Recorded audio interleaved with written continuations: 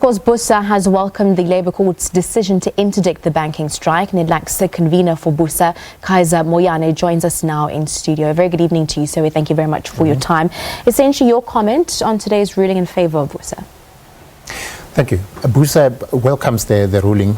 It confirms what we've always said, that the purpose of Section 77 is very important in that it obliges the unions, before they can contemplate going on protest action, to first talk about whatever their concerns are.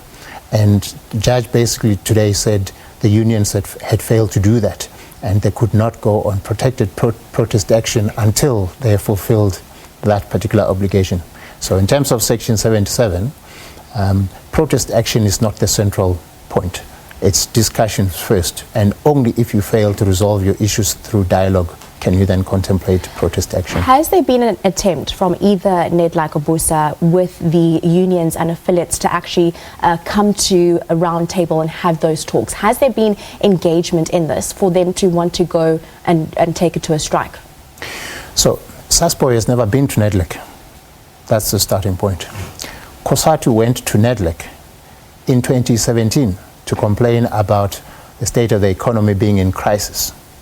And there was one meeting that lasted a couple of hours, which at the end of it, they made a proposal. Government said they would take it back to their principals and come back to them, and just never did come back, unfortunately.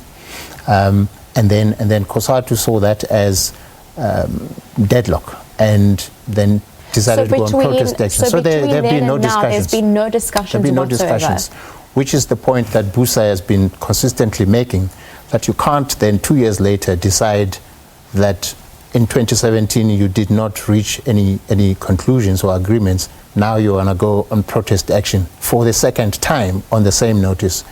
And we felt that that was just not what was intended by Section 77. And the judge fortunately saw it that way.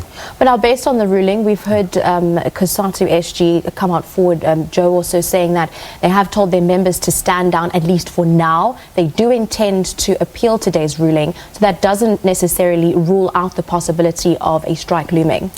Yeah, well, they can appeal. In fact, we are aware that COSATU has already filed their intention to do so. We're not aware of SABC having done that. But that aside, we think that an appeal is, again, a fruitless exercise. The judge's ruling, in our opinion, is correct. And what we would rather appeal to COSATU and SABC to do is not waste any more time in the courts, but to go to Nedlac and do just what they keep telling us that they want to do, as in discuss whatever their issues are. Now, we were talking off air and we brought up some of the pertinent issues with regards to labour and job loss.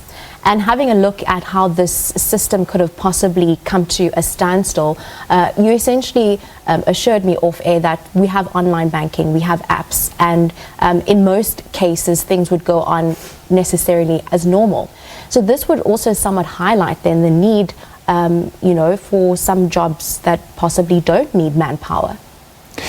True. See, what is happening in the banking sector is that, and with the participation of SABC, that matter, is that some jobs have been identified as being redundant because of the advent of technology.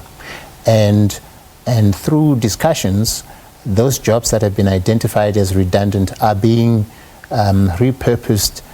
The workers who are affected are being shifted to other positions or roles within the bank, and where it's really not possible to accommodate them, banks are giving them other kind of assistance, like trying to equip them with skills that they can use outside the banking sector. So those processes are happening currently between SABC and the respective banks. What are those numbers that we're looking at? When you listen to what SABC is saying about numbers that are affected, you'll be scared. They're talking huge numbers.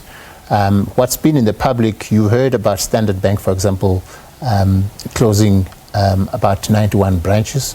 And according to the union, that meant retrenchment of over 6,000 people. Standard Bank has confirmed that the numbers that they have actually had to retrench, meaning the people that they could not assist in any other way, were 26 out of that. I'm aware of Nedbank also retrenching this year about 19 people. And it doesn't mean that those are the people that they've consulted. They have consulted a lot more than that, but they have been able to assist those people to place them in other roles within the organizations. Yeah, and earlier on you spoke about how the bank was helping to equip some of the employees with other skills to possibly place them somewhere else. Do you feel that the business community at large is actually doing enough to alleviate unemployment and possible retrenchments? See, retrenchments is not really what businesses do at the drop of a hat. There are laws. Section 189, which I heard SASPO in the insert referring to, places certain obligations on businesses or companies that want to retrench to first go through a very thorough procedure which gives unions powers to demand information, to make sure that the process is fair and objective, all those things. So ultimately, when a business retrenches people, it's really a matter of last resort. If a business retrenches people where such retrenchments could have been avoided, those retrenchments are likely to be ruled unfair. And that is what is going on. So I know that companies that do retrench generally would have tried everything to avoid those retrenchments, or if they can't avoid them, to minimize them. And that is happening in the banks as well as in other sectors. We're going to wrap it up there this evening. Thank you very much for joining us, Kaizer Moyane, the National Economic Development and Labour Council's convener for Business Unity South Africa.